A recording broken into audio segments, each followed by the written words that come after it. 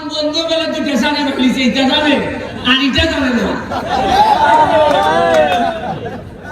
কি মরা মরছে আমি জীবন এমন ছিলাম ঈদের সময় শাড়ি পাওয়া যায় লুঙ্গি পাওয়া যায় এবার আমি খুঁজে দিয়েছি যে শেখ হাসিনা তো আমারে 400 শাড়ি আর লুঙ্গি দিছ কইয়াতে আমি সব বন্ধু ফিরে দিয়েছি এরপরে আবার কিলাই গিয়া লাগাইছে দুইটা শাড়ি বেলে আমার কোন বন্ধুর বয়ে হয়েছে আর এমন ভাবে নিউজ করে সাংবাদিকরা বোঝা যায় বন্ধুর বউর সাথে আমার সম্পর্ক আমি এবার সিদ্ধান্ত নিয়েছি জননেত্রী শেখ হাসিনারে গিয়া কইবো ইটা পেজালো শাড়ি আর দিওই না খালি লুঙ্গি দিও এই লেগে আমরা অবস্থা সবচেয়ে বড় সমস্যা হলো আমার লেগে দোয়া করুন আমার এখন বেঁচে থাকা হলো সবচেয়ে বড় চ্যালেঞ্জ সব একখান হইতেছেন দেশে বিদেশে এলাকার বাইরে খেলে যে এত অবস্থা বাইরে নিতেছে আমি কেন হিসাব দেই সোনারঘাট বাড়ি খাইতে পারাই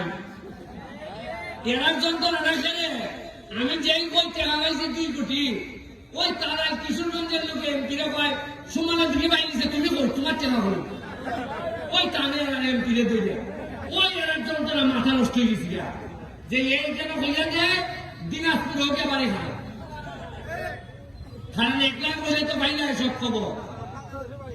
আপনারা বললে দোয়া করবা আমরা যা যা আছে আমি আর 4.5 বছরে যদি বাঁচি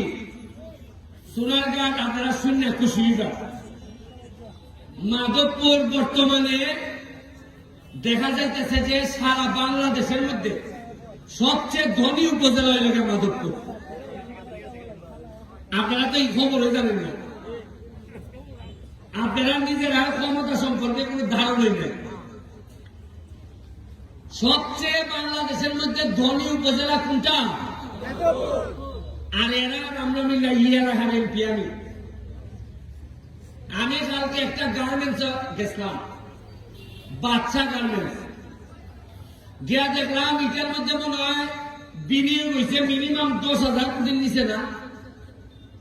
2,500 খালি আমরা এলাকার লোকে কাম করে তাও এটা মনে করেন 100টা ইন্ডাস্ট্রির মধ্যে মাত্র একটা এখন আমি সোনারঘাট মাধবপুর করে আলাপ করবো সোনারঘাট কিতা কিতা আছে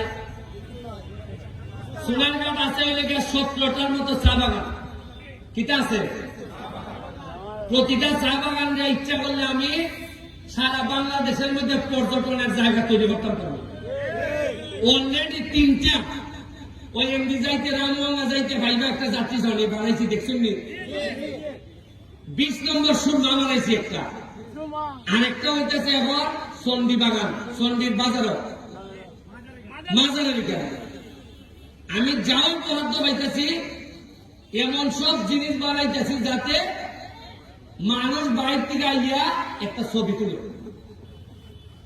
আর যদি 2-3 বছর সময় পায় এইটা আজকে যে পর্যটন দিকটা এলাম যেটা পাঞ্চুরি এখানে আমি একটা ডিপিবি বানাইয়া লই দিতেছি একটা 5-স্টার হোটেল অথবা ইকো রিসোর্ট আমি না বানাই আমি আপনার তার থেকে যেতাম না আপনারা নিশ্চিত থাকুন আমার এই এলাকা খালি 5-স্টারের মধ্যে যদি 500 প্লাবান কাজ না করে তা আমি এখানে জায়গা দেব আমি আমার নিজের ছেলেমেয়ের লেগে যা চিন্তা করি আমার সোনারঘাট মাধবপুরের প্রতিটা বাচ্চার লেগে আমার এই সেম চিন্তা